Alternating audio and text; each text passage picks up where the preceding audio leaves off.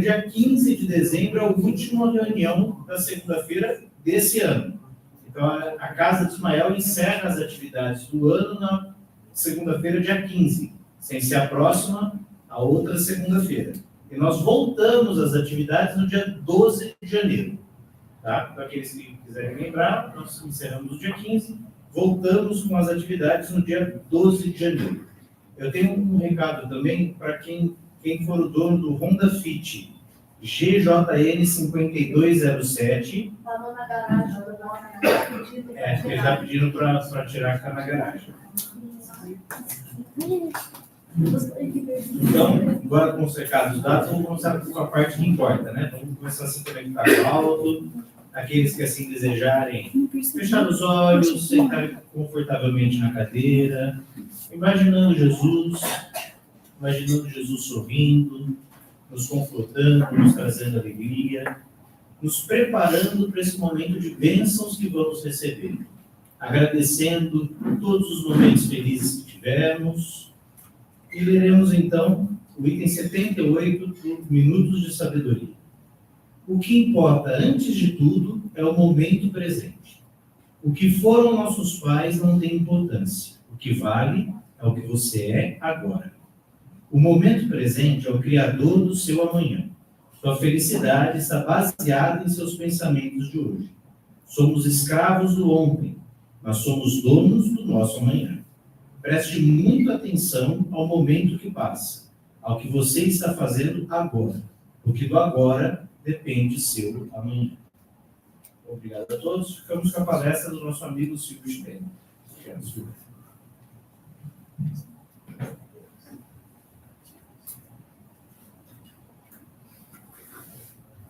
Boa noite a todos. Muito obrigado por terem vindo. Gostaria também de agradecer ao convite gentil que foi feito pela Maria Helena para que viesse aqui mais uma vez participar das atividades da Casa de Ismael. Eu propus a ela e ela aceitou falar um pouquinho hoje de uma história curiosa, né? Além de instrutiva, é curiosa. Deve ser a história do primeiro espírita que desencarnou. Tem isso? Hoje em dia seria difícil, né? Porque são tantos milhões que já desencarnaram ao longo dos mais de 100 anos da criação do Espiritismo. Mas hoje nós vamos ver o caso de um senhor do tempo de Allan Kardec que desencarnou cerca de 2 anos depois do lançamento do Livro dos Espíritos. Para a gente se situar, o Livro dos Espíritos, que inaugurou o Espiritismo. Antes dele não havia espíritas, né? Porque não havia Espiritismo. Ele foi lançado em 18 de abril de 1857. E no ano seguinte, em 58, Allan Kardec deu início à publicação de uma revista. Várias vezes que eu venho aqui, eu falo da revista. Se chama Revista Espírita. Esse aqui é o volume da revista correspondente aos 12 meses do ano de 59. Portanto, é o segundo ano de existência da revista. Ela começou em 58, e esse aqui que eu trouxe hoje, que tem essa história do senhor que desencarnou, ele é do ano seguinte, de 59.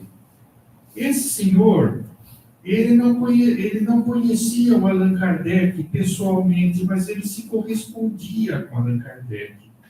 Então, ele deu a conhecer ao Kardec que ele tinha lido o Livro dos Espíritos e assim, maravilhado com a mensagem espírita, e depois ele se tornou um assinante da Revista Espírita, então logo ela foi lançada em 1858. Então, por meio do Livro dos Espíritos e da Revista Espírita, que foram os 2 primeiros trabalhos de Allan Kardec, ele se tornou um espírita muito fervoroso, muito dedicado, muito consciente. E ele se correspondia com Allan Kardec, mas nunca foi a Paris, nunca teve a oportunidade de ir lá conversar diretamente com Allan Kardec. Ele morava numa cidade a sudoeste de Paris, um pouco longe, pelo menos para a época, né? Hoje em dia não mais. E quando ele desencarnou em 15 de junho de 1859, portanto, 20 e poucos meses depois do lançamento do Livro dos Espíritos. Então, imaginando aí que ele tenha levado um certo tempo para conhecer o livro, assim, ele desencarnou já espírita, cerca de 2 anos depois do lançamento do Livro dos Espíritos. Pode ser que algum outro espírita, naquele curto intervalo, também tenha desencarnado, mas a gente não sabe. Esse aqui, com certeza, nós sabemos, porque foi o primeiro caso de um espírita que desencarnou e que Kardec ficou sabendo do caso, porque o irmão dele mandou avisar Allan Kardec. Ele mandou um mensageiro a Paris falar com Allan Kardec: olha, meu irmão, o senhor fulano, aqui ele abrevia com o nome J, né? Porque ele não queria dar a público a intimidade do caso, que também não interessava. Né? Então, nesse artigo da Revista Espírita, do mês de setembro de 59, o Kardec conta essa história desse amigo dele à distância, que havia desencarnado um pouco antes, e aí o irmão mandou avisar Allan Kardec. Naquele tempo não tinha telefone, não tinha internet, alguém tinha que ir ou escrever, né? Alguém foi até Allan Kardec, avisou que tinha morrido esse senhor J, e o Allan Kardec, como sempre, né, ou quase sempre, uma das primeiras coisas que ele pensou, ele falou: olha, agora que ele está desencarnado, é mais fácil dele vir aqui. Quando ele estava encarnado, morava longe, centenas de quilômetros, né? Já tinha uma certa idade, difícil de locomover. Mas então o Kardec falou: agora que ele está livre do corpo, eu vou chamá-lo para conversar. Kardec fazia isso muitas vezes, isso foi uma fonte importantíssima de conhecimento. Chamar os espíritas ou espíritos, nesse caso espírita e espírito já desencarnado, para conversar e contar um pouco da experiência que ele estava tendo no mundo dos espíritos. Isso foi feito numa reunião da Sociedade Parisiense de Estudos Espíritas no mês de julho de 59. Então, tinha se passado menos de um mês que o homem tinha morrido, e Kardec já o evocou na reunião da Sociedade Parisiense de Estudos Espíritas, que já existia à época. Ela foi fundada também em 58, e aí se desenrola uma interessante conversa entre o espírita, que agora era espírito desencarnado, e Allan Kardec, e as pessoas que estavam participando daquela reunião. Kardec transcreve essa conversa com vários comentários. Então, hoje a gente tem acesso, né, a esse caso muito instrutivo da Revista Espírita. Eu não vou ter tempo de ler tudo aqui, são várias páginas, né, de informações sobre o que estava acontecendo com o senhor J no mundo espiritual, ele sendo espírita também, né? E aí, como diz o Allan Kardec aqui, ele queria saber, em particular, fora os detalhes da vida da pessoa, se ele estava bem, as coisas que ele tinha presenciado no momento da morte, quem ele tinha encontrado do lado de lá, aquelas perguntas que Kardec muitas vezes faz ao espírito, se interessando pelo bem-estar dele, o que o fazia feliz ou infeliz do outro lado, mas nesse caso tinha um diferencial. Né? Essas conversas com espíritos eram já comuns, mesmo antes da publicação do Livro dos Espíritos, mas aqui o diferencial era que esse senhor que agora se comunicava mediunicamente, ele era espírita, ele tinha sido espírita na sua encarnação. E aí o Kardec queria saber um pouco, estudar, como ele diz aqui, né, a influência que pode ter o conhecimento aprofundado do espiritismo sobre o estado da alma após a morte. O que esse conhecimento, que se baseia justamente na sobrevivência do ser, todo o Espiritismo gira em torno disso, né? A verdade principal estabelecida por Allan Kardec é que nós não somos puramente materiais, nós somos espírito. O espírito não morre, ele continua existindo com seus sentimentos, com seus conhecimentos, com seus afetos, com seus carinhos, com seus problemas, mas a visão espírita antecipa para nós, mesmo antes da gente passar para o lado de lá, o que a gente vai encontrar, de uma forma geral. Então, isso traz uma novidade para Kardec. Ele não tinha conversado com nenhum espírita que tivesse morrido. E agora apareceu o caso. Depois, ao longo dos anos, muitos outros espíritas vão desencarnar, até pessoas muito mais próximas de Kardec do que esse senhor J. E aí, na revista Espírita, vão aparecendo, ano após ano, inúmeras dessas conversas, por via mediúnica de Kardec, com espíritas desencarnados.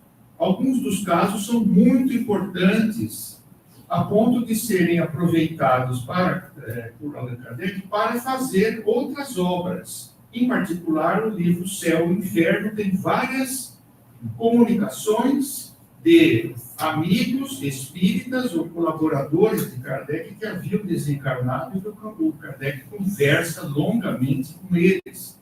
Só para deixar mais ou menos uma sugestão para vocês, morreu uma senhora muito amiga do casal Allan Kardec, a Madame Foulon. É um caso lindíssimo da Madame Foulon, que depois desencarna e se comunica inúmeras vezes, e Kardec transcreve isso na revista. Depois veio o caso do Sanson, que era membro da Sociedade Parisiense dos Espíritos, também desencarnou. Mais para frente, em 65, desencarna o médico de Allan Kardec, o Dr. Demeure, que era espírita já antes de morrer, e depois se torna um grande amigo desencarnado de Allan Kardec. Então, são muitos os casos relatados na revista de espíritas desencarnados. E aí a gente vê justamente esse ponto, a influência que esse conhecimento do espiritismo tem na condição daquele espírito desencarnado, mas que já sabia o que o aguardaria no mundo espiritual.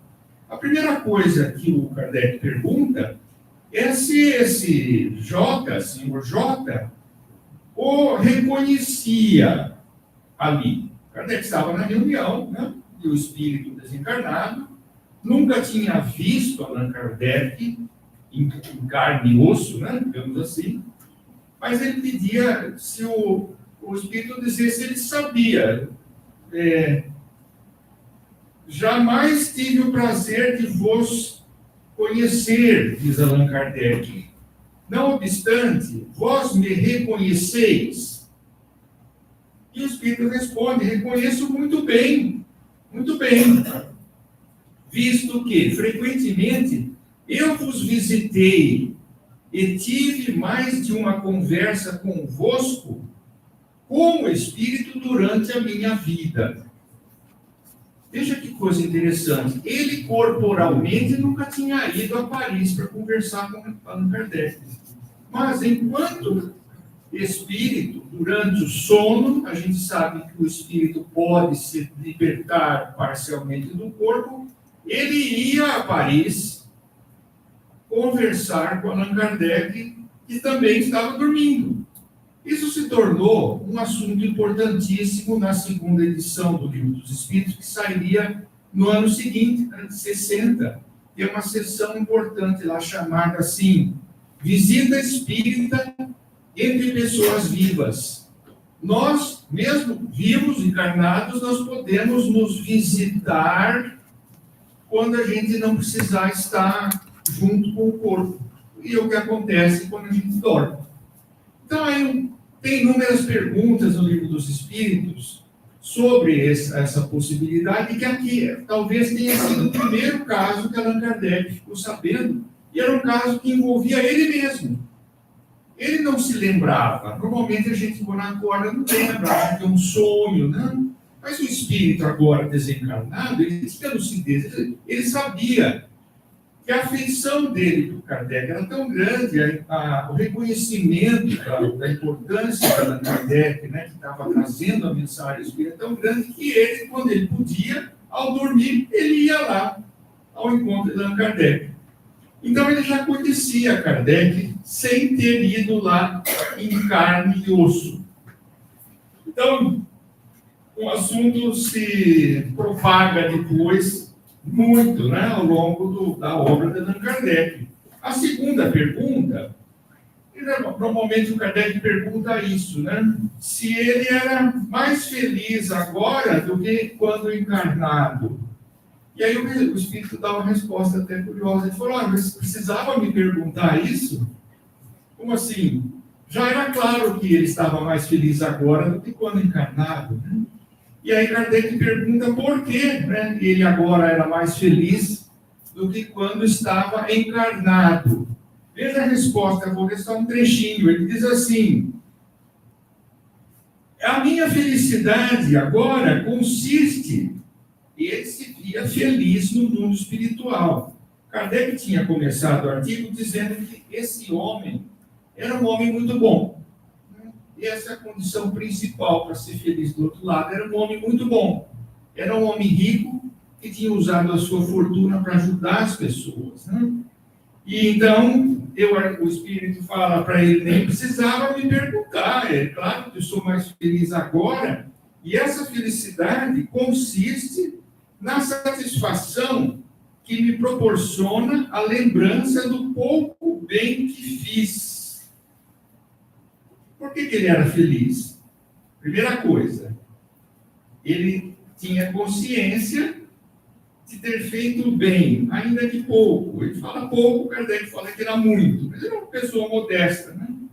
Esse bem que ele fez, enquanto encarnado, é que assegurou a felicidade dele do outro lado. É a lei principal, né, do Espiritismo. E aí ele acrescenta um outro fator: a certeza do futuro que esse bem me promete. Ou seja, ele sabia da correlação que existe entre fazer o bem e ser feliz no mundo espiritual, ou mesmo agora, né? Quando a gente faz alguma coisa boa agora, mesmo encarnado, a gente percebe o bem que aquilo faz, não só para aquela pessoa que a gente ajudou, mas para a gente mesmo, né? E aí ele complementa um terceiro fator, que é o fato de ele agora não ter mais um corpo e, portanto, ele não tem mais aquelas inquietudes e dificuldades da vida, os sofrimentos corporais, os tormentos que temos para cuidar das necessidades do corpo. A gente não sabe como que ele desencarnou. Provavelmente ele passou um tempo enfermo, né? E com dores, típico da nossa situação aqui na Terra, e agora desencarnado, ele não tem mais nada disso. Então, são três fatores que o Espírito indica que constituem a sua felicidade: ter feito o bem na medida do possível, ter a esperança do futuro garantida por estar no caminho do bem, e depois agora, como espírito desencarnado, não ter mais as vicissitudes do corpo. Enquanto a gente está encarnado, a gente tem que conviver com elas da melhor maneira possível, né? Ele diz assim: aqui tenho tranquilidade e repouso. É a calma depois da tempestade. Aí, pulando um pouco, né, um trecho da conversa, ele volta já ao assunto principal que interessava a ele, o conhecimento que esse homem tinha da doutrina espírita. Ele pergunta o seguinte: tinhas mergulhado profundamente na ciência espírita. Era a forma que Kardec se referia ao espiritismo, né?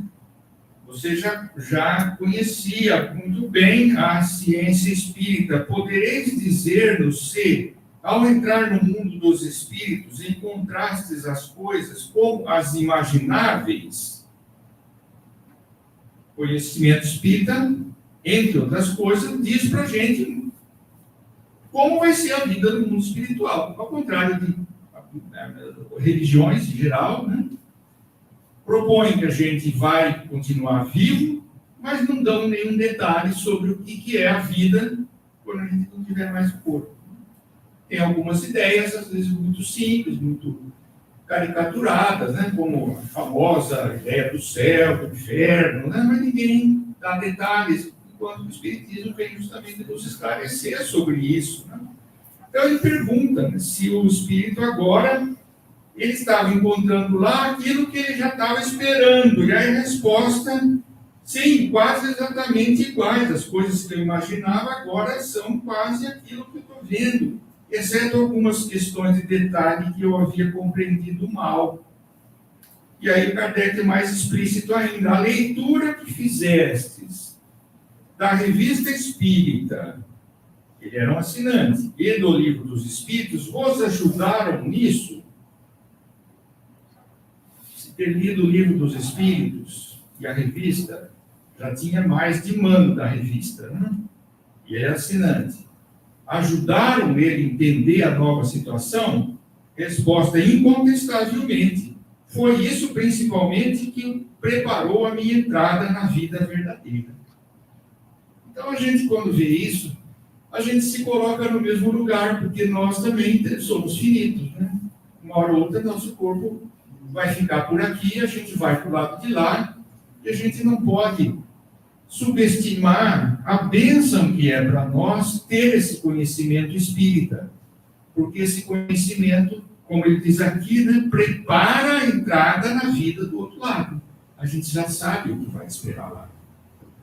E aí, pulando um pouquinho para frente, né? Um outro ponto importante, né?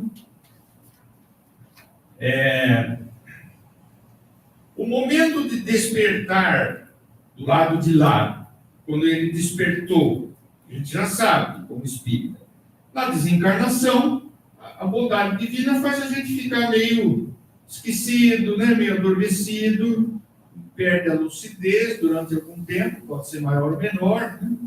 De algumas horas, alguns dias, e depois a gente desperta, recobra totalmente a nossa capacidade, né, de perceber as coisas do lado de lá. Kardec pergunta para ele se esse momento de despertar no mundo espiritual, se ele teve algo de penoso.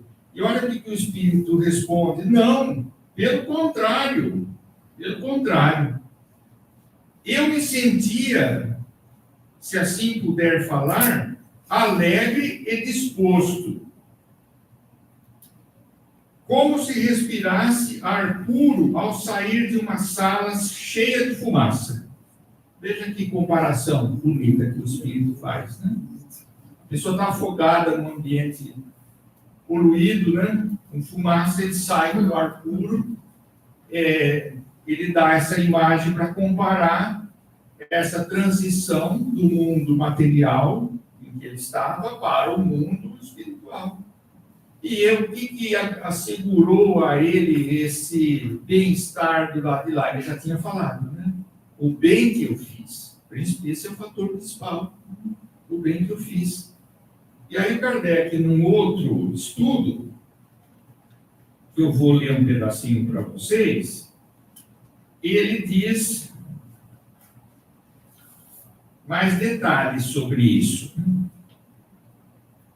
No mesmo ano de 59, esse artigo que eu estou lendo um pedacinho para vocês, o resto fica para estudar em casa, lembrando, existem 3 traduções da Revista Espírita para o português, uma delas, pelo menos, está disponível na internet, no site da Federação Espírita Brasileira, grátis, né?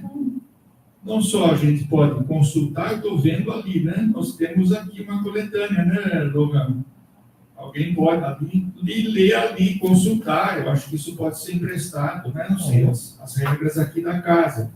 Então, tem os exemplares impressos, como esse aqui, né?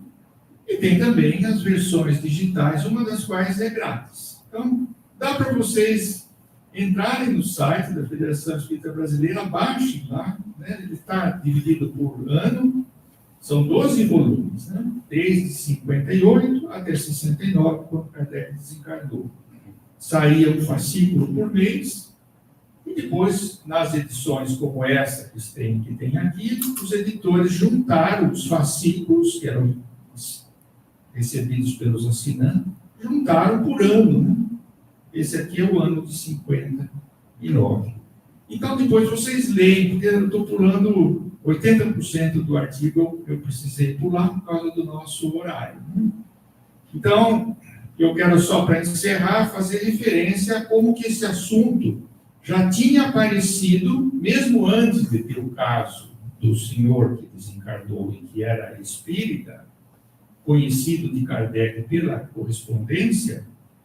Esse assunto já tinha aparecido num artigo interessante de julho de 59, um caso de uma conversa que Allan Kardec teve com um militar.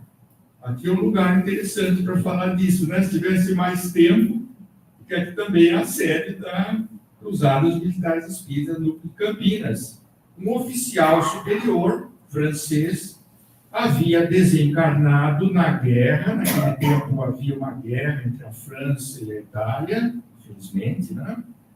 E Kardec conversou muitas vezes com pessoas que tinham participado da guerra, e alguns deles tinham morrido na guerra e voltaram como espíritos para se comunicar com Allan Kardec e dar instruções interessantíssimas sobre o que estava acontecendo no campo de batalha, as razões da guerra. Então, é um assunto muito instigante, muito instrutivo. Aqui eu vou focar só num trechinho de uma conversa que o Kardec teve com um oficial superior que tinha morrido pouco tempo antes, numa batalha chamada Batalha de Magenta.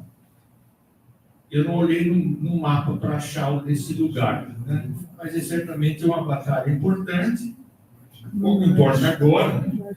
Esse senhor também, ele não era propriamente espírita, mas esse oficial que morreu, ele diz aqui que ele tinha algumas noções vagas do espiritismo.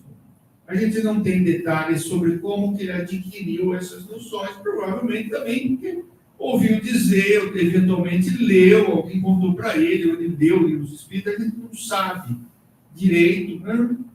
Mas ele diz uma coisa muito interessante. Ele diz assim: reconheceste-vos imediatamente no momento da vossa morte? Kardec não pergunta isso, né? Quando você morreu no campo de batalha, você se reconheceu agora como espírito? Reconheci-me quase na hora. E isso porque eu tinha algumas noções vagas de espiritismo. Quer dizer, mesmo um estado incompleto, ao contrário do outro, né? Aquele Jota era um grande estudioso do espiritismo. Esse aqui não, ele tinha algumas noções, mas mesmo isso já ajudou ele a se reconhecer. Ele não estava mais... Ele sabia que o corpo dele tinha morrido, provavelmente estava olhando o corpo morto, né? Mas ele sabia que ele era espírito e que ele agora continuava vivo numa outra condição. E aí Kardec faz o seguinte comentário, depois dessa conversa. Eu vou pular a conversa, né? Tem muito mais coisa na conversa. Kardec faz o seguinte comentário, que justamente vai na mesma direção daquele outro caso. O conhecimento do espiritismo ajuda o desprendimento da alma após a morte, como tinha ajudado no outro, no caso do Jota, né? Esse conhecimento abrevia a duração da perturbação que acompanha a separação. Essa perturbação é natural, ela não tem a ver com o estado moral da pessoa. É a transição, né? Assim como a gente, quando acorda, no momento que acordou, você fica meio confuso, às vezes não sabe direito onde é que está, mas logo passa. Então, o Kardec está dizendo que o conhecimento do espiritismo abrevia a duração desse estado de perturbação, e isso é natural, diz ele, porque se conhece de antemão o mundo em que agora se acha. Né? Então, o conhecimento espírita ajudando. E agora, para encerrar, um outro caso, em que o Kardec fala do fator moral. O conhecimento de que a pessoa é espírito, ela vai continuar viva, ajuda. Tem muitos que desencarnam e nem sabem o que está acontecendo, né? Ele não sabe, ele acha que está vivo, né? E agora, para fechar aqui com chave de ouro, um comentário que o Allan Kardec faz numa comemoração que havia em Paris. Todo ano, a Sociedade Parisiense dos Espíritas fazia uma sessão especial, uma reunião especial no dia de finados. Hoje em dia a gente esquece, né? Os espíritas dizem, esquece para lá. Né? Não, é uma ocasião interessante o dia de finados. Todo dia é um dia de comemorar os seres queridos que já partiram, mas assim, como tem essa data, Kardec aproveitava, né? E teve uma reunião importante no ano de 64, portanto, bem mais para frente, em que o Kardec ele faz uma coisa muito bonita. Nessa reunião do finados, que é voltada, então, a homenagear as pessoas queridas que já partiram, ele faz uma alocução, ele faz uma espécie de discurso, especificamente voltado aos espíritas, amigos dele, que já tinham desencarnado. E aí, ele cita o senhor Jobard, o senhor Sanson, do qual já falei, o senhor Cousteau, o senhor Robert, uma lista de espíritas que conviveram com Allan Kardec, colaboraram com ele, alguns eram amigos ou membros da sociedade, e o Kardec resolve se dirigir, em particular, a esse grupo de pessoas desencarnadas, que tinham sido colaboradores, batalhadores da causa espírita, e que agora se encontravam do lado de lá. E aí ele diz assim, depois, o discurso é longo, tem umas 4 páginas, mês de dezembro de 64. Mas no finzinho ele diz assim: o conhecimento do Espiritismo, isso é importante, né?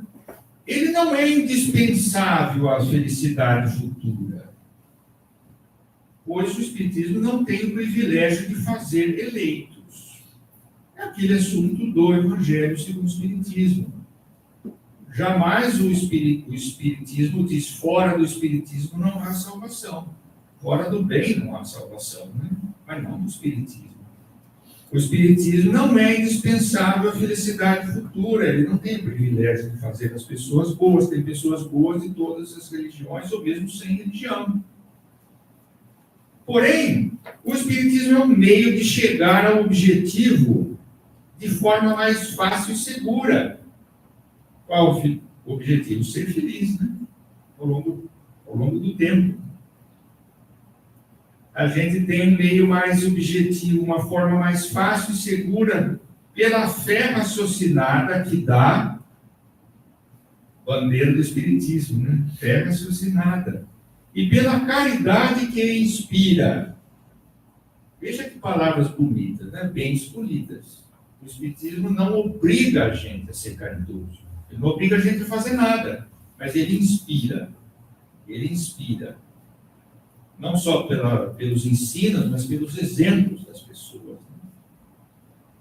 Ele ilumina a rota e, não caminhando mais às cegas, o homem marcha com mais segurança, desde agora. Não precisa esperar desencarnar. Por meio do Espiritismo, o homem compreende melhor o que é o bem e o que é o mal, dando mais força para praticar o bem e evitar o mal.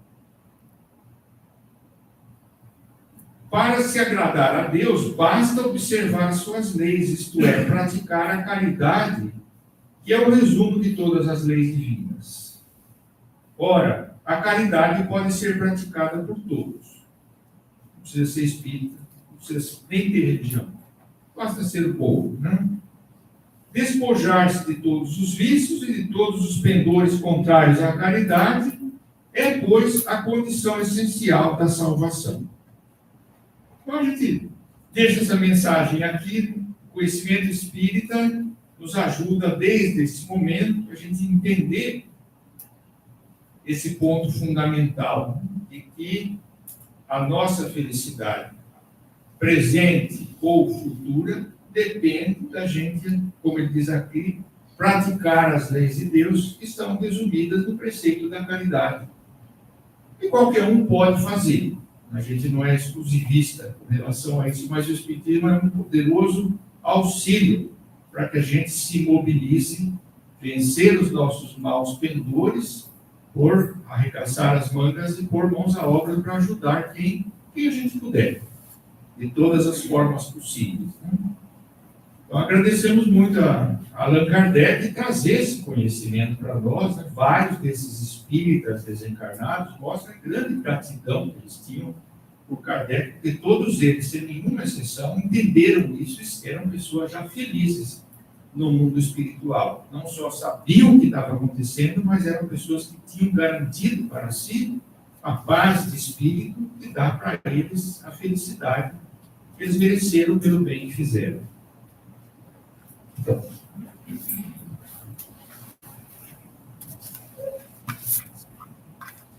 obrigado.